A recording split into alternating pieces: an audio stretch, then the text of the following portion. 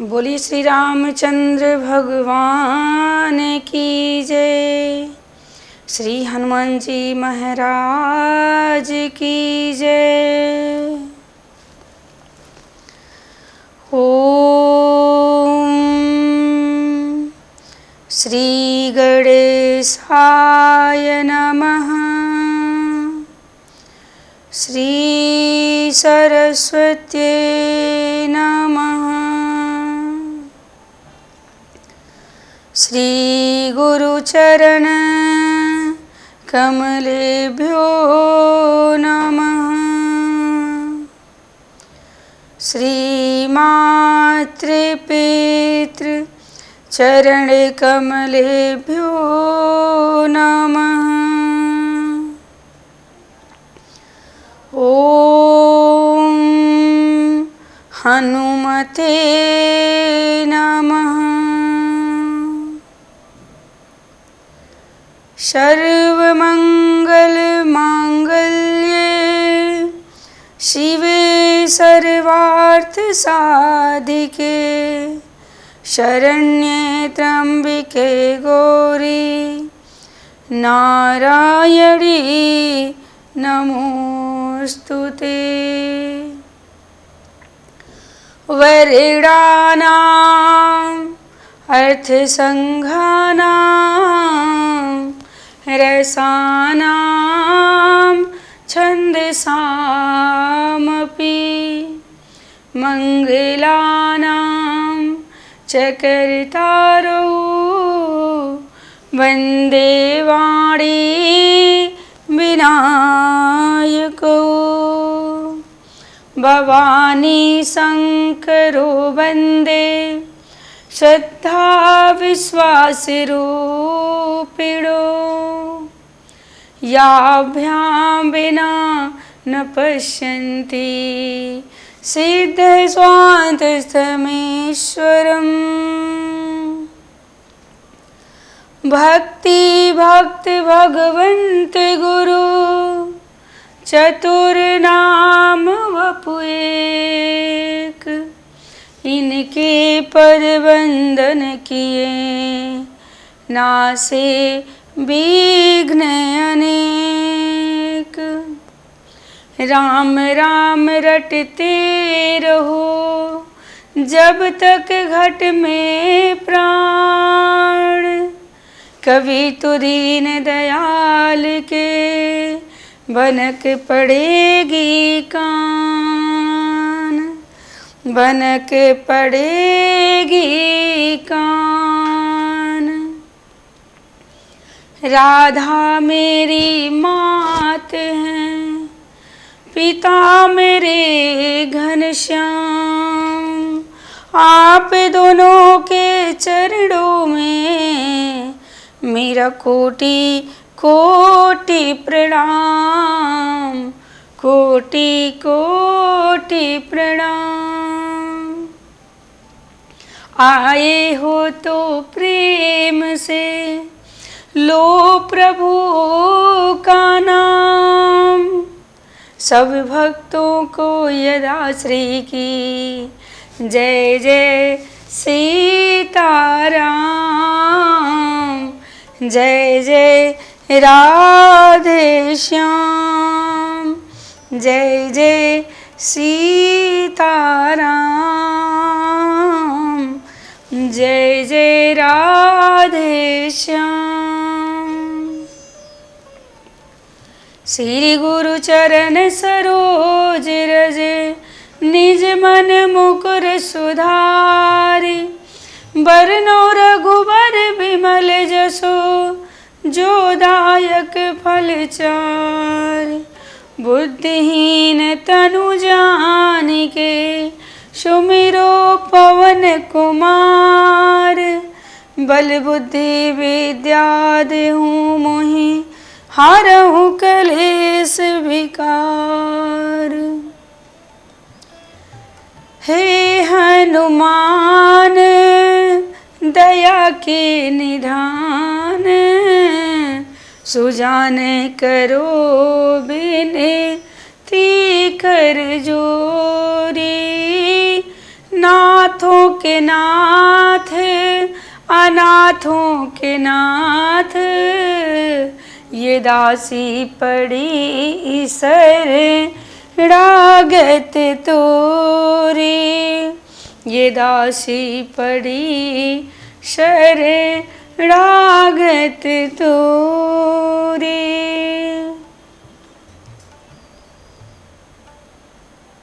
श्री राम जय राम जय जय राम, श्री राम जय राम जय जय राम, श्री राम जय राम जय जय राम, श्री राम जय राम जय जय राम, श्री राम जय राम जय जय राम, श्री राम जय राम जय जय राम। कौशल्या के प्यारे राम, दशरथ राज दुलारे राम, कौशल्या के प्यारे राम, दशरथ राज दुलारे राम, श्री राम जय राम जय जय राम, श्री राम जय राम जय जय राम, श्री राम जय राम जय जय राम, श्री राम जय राम जय जय राम। बोली श्री रामचंद्र भगवान की जय, श्री हनुमान जी महाराज की जय। परम मंगलमय परात्पर अखिलेश्वर अखिल ब्रह्मांड नायक परात्पर पर ब्रह्म भगवान की वांगमय प्रतिमूर्ति श्री रामचरितमानस अकारण करुणा वरुणालय भगवान श्री सीताराम जी के चरणों में बारंबार प्रणाम करते हुए श्री राम कथा के रस रसिक अनंत बलवंत अंजनी नंदन वायुपुत्र श्री हनुमान जी महाराज के चरणों में बारंबार प्रणाम करती हूँ। आप सभी भक्तजन, सभी श्रोताजन, सभी कथा प्रेमी, आप सबको जय सिया राम, राधे राधे। आइए बड़ी भाव के साथ भगवान की कथा में प्रवेश करेंगे। आज कथा में हम लोग सुन रहे थे कि महारानी कैकेयी महाराज दशरथ जी से 2 वरदान मांगती हैं। क्या? राम को वनवास और भरत को राज्य। 2 वरदान महाराज दशरथ जी से मांगती हैं। महाराज दशरथ जी मूर्छित पड़े हैं। महाराज व्याकुल हो रहे हैं कि मेरा राम, मैं राम के बिना जीवित नहीं रह सकता, मैं राम के बिना मेरे प्राण नहीं बचेंगे। परंतु कैकेयी माँ ने कहा, यदि राम वनवास नहीं गए तो मैं अपने प्राणों का त्याग कर दूंगी। देखिए कितनी सुंदर बात। जब प्रभु श्री राम जी ने सुना कि मुझे वन में जाना है तो कितने प्रसन्न हुए। कहते हैं माँ, अगर कोई कल्याण करने वाला है तो सबसे परम कल्याण करने वाला अगर कोई है तो वो माँ ही होते हैं। माँ आपने बहुत अच्छा किया कि मुझे वनवास जाने की बात कही और मेरा भरत अयोध्या का राजा बनेगा। आज महाराज प्रभु श्री राम कह रहे हैं कि मैं बड़ भागी हूँ। पुत्र वही भाग्यशाली है जो अपने माता पिता के वचनों का पालन करे। परंतु अयोध्यावासी, सभी नगरवासी सब कैकेयी को भला बुरा कह रहे हैं और कहते हैं महाराज की ऐसी मति मारी गई, ऐसी बुद्धि खराब हो गई जो कि कैकेयी के कहने पर राम को वनवास भेज रहे हैं। परंतु कहते हैं कि उनमें जो ज्ञानी थे, जो समझने वाले थे, जो धर्मपरायण थे, वो सब जानते थे। वो उन्होंने महाराज को दोष नहीं दिया। कहते हैं इसमें महाराज का कोई दोष नहीं है, क्योंकि महाराज तो धर्म का पालन कर रहे हैं। धर्म का पालन करते करते यदि प्राण भी चले जाएं तो भी कोई गम नहीं। महाराज दशरथ जी ने जो किया है वो धर्म के लिए किया है। कहते हैं कि दधीची जी थे महाराज, उन्होंने अपने हड्डियों का भी दान कर दिया था। और कहते हैं राजा हरिश्चंद्र हुए हैं जिन्होंने क्या क्या नहीं खोया है। राजा ने अब धन दौलत सब कुछ दान कर दिया, यहाँ तक अपनी पत्नी पुत्र को बेच दिया, अपने आप भी बिक गए।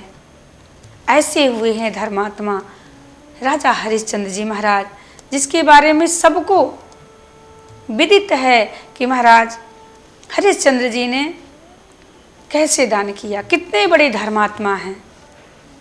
हमारे यहाँ ऐसे ऐसे धर्मात्मा हुए हैं, कहते हैं कि जिन्होंने अपने पुत्र को आरे से फाड़ दिया। ऐसा दान आज तक किसी ने नहीं किया होगा। कहते हैं कि दुख उन्हीं को मिलता है जो सत्य की राह पर चलते हैं। दुख उन्हीं को ज़्यादा उठाना पड़ता है क्योंकि वो सत्य का, धर्म का पालन करते हैं। परंतु कहते हैं ना कि सत्य परेशान हो सकता है पर हार नहीं सकता। कभी वो हारता नहीं है, जीत हमेशा सदैव सत्य की हुई है। झूठ कुछ दिनों तक चलता है पर वो सामने आ ही जाता है। इसलिए कहते हैं कि धर्म की राह पे चलो, सत्य की राह पे चलो। कहते हैं हम तो शायद इतनी कठिन परीक्षा हम सबको नहीं देनी पड़ी होगी जितनी कठिन परीक्षा मोरध्वज को देनी पड़ी। कठिन परीक्षा दी तो आज मोरध्वज का नाम लेते हैं लोग, उनके बारे में बताते हैं, लोग उनको जानते हैं। जिन्होंने इतनी कठिन परीक्षा नहीं दी उन्हें कोई नहीं जानता। 14 वर्ष तक अगर कठिन परीक्षा ना दी होती प्रभु श्री राम ने तो क्या आज उनका कोई स्मरण करता, कोई उनको जानता, कोई कहता कि वो भगवान हैं।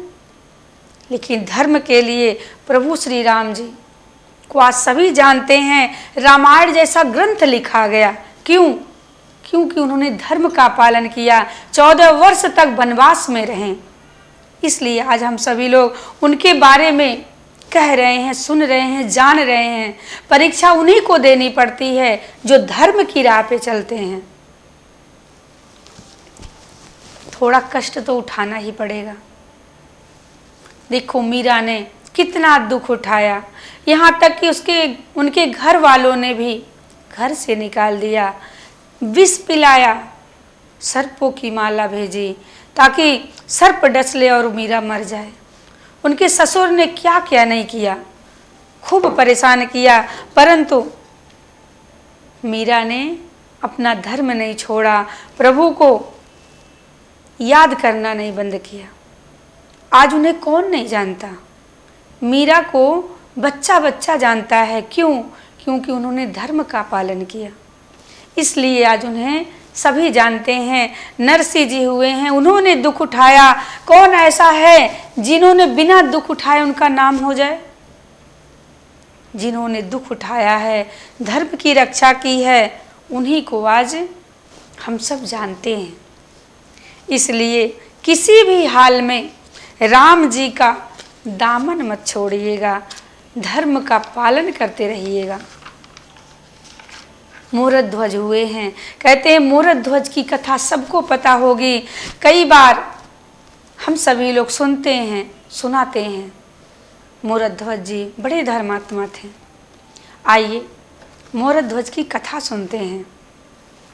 एक बार क्या हुआ कि धर्मराज युधिष्ठिर ने उन्होंने बहुत बड़ा यज्ञ किया और उस यज्ञ में भगवान कृष्ण भी भाग लिए। क्या करने का? उन्होंने पत्तल उठाने का काम चुना कि मैं जो ब्राह्मण भोजन करके जाएंगे मैं उनके पत्तल उठाऊंगा। देखिए वो तो पर ब्रह्म परमेश्वर हैं, उन्हें ये सब करने की क्या आवश्यकता थी। परंतु कहते हैं कि मैं बड़ा हूँ, जो कि देवता ऋषि मुनि सभी मुझे प्रणाम करते हैं, इसमें कोई संदेह नहीं है। परंतु उन्होंने पत्तल उठाया, जूठा पत्तल। क्यों? क्योंकि हम चाहे जितने बड़े हों, चाहे जितने बड़े क्यों ना हों, परंतु हमें छोटे काम करने में कोई शर्मिंदा नहीं होनी चाहिए। हम बड़े हों, परंतु कोई भी कार्य हो छोटा बड़ा नहीं होता, भगवान ने करके दिखाया है। ये संदेश देना चाहते हैं कि मैं चाहे जितने बड़ा हो जाऊं, परंतु जिसे देवी देवता भी प्रणाम करते हों, पर काम छोटा सा कर रहा हूँ, भगवान दिखाते हैं। यज्ञ हुआ, यज्ञ पूर्ण हुआ, तब अर्जुन जी आए और अर्जुन ने कहा, हे केशव, हे माधव, मेरे भाई युधिष्ठिर के समान कोई दानी नहीं है, इतना बड़ा दानी कोई नहीं है। तब भगवान सकुचाते हुए मुस्कराते हुए कहते हैं, भाई युधिष्ठिर का नाम दानियों में कहीं नहीं आता, अगर होगा भी तो सबसे नीचे होगा। तो अर्जुन आश्चर्यचकित हो गए, ऐसा कैसे हो सकता है, इतने बड़े दानी मेरे भाई युधिष्ठिर हैं और आप कहते हैं उनका नाम ही नहीं है दानियों में। भगवान कहते हैं, हाँ यही सत्य है, यही सत्य है।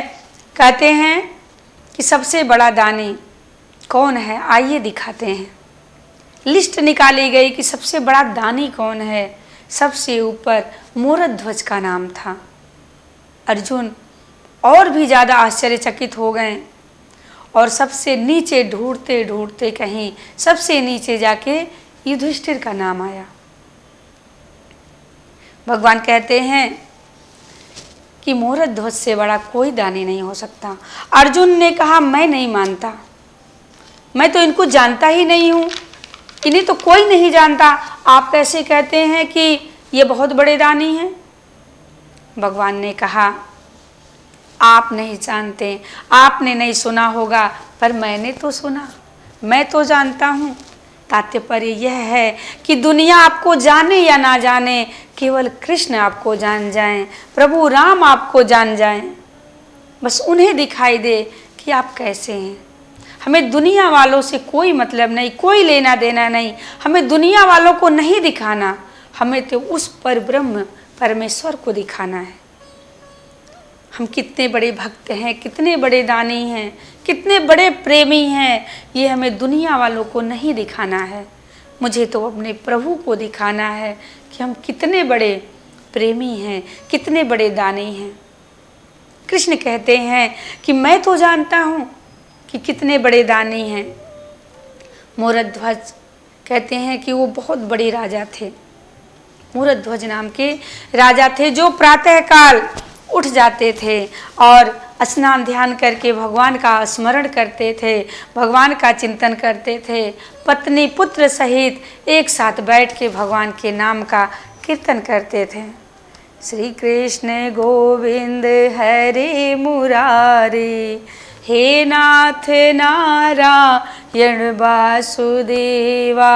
श्री कृष्ण गोविंद हरे मुरारी, हे नाथ नारायण वासुदेवा, हे नाथ नारायण वासुदेवा।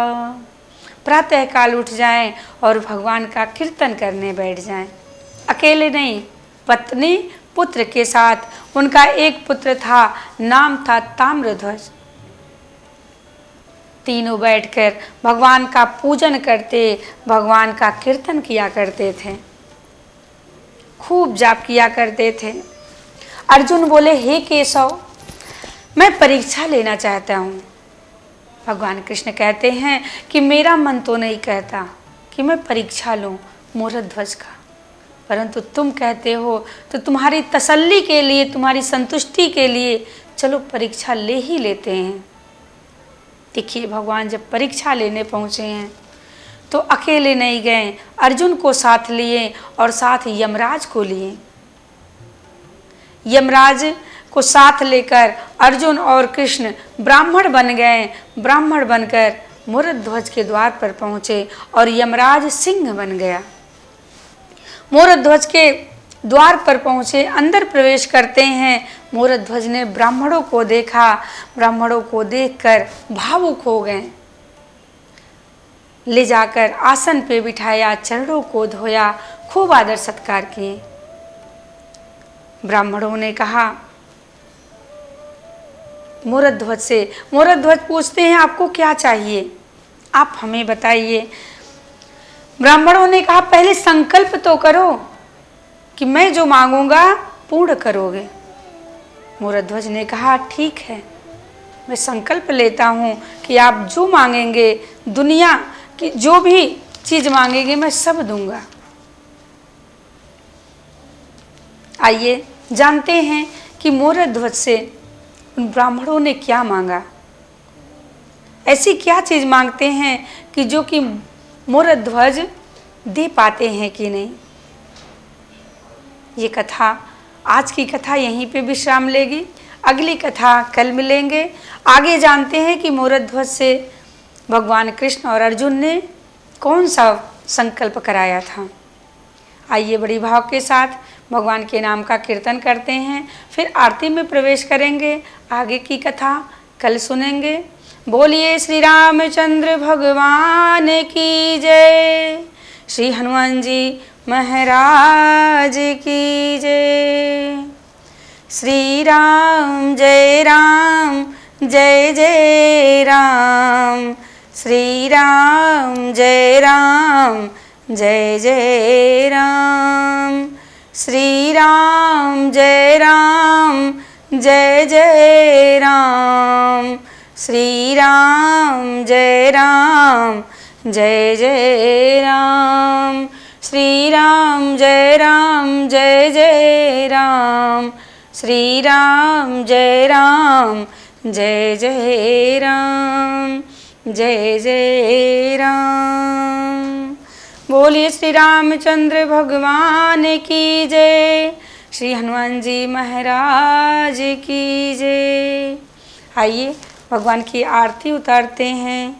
मन में बसा कर तेरी मूर्ति, उतारो मैं रघुवर तेरी आरती।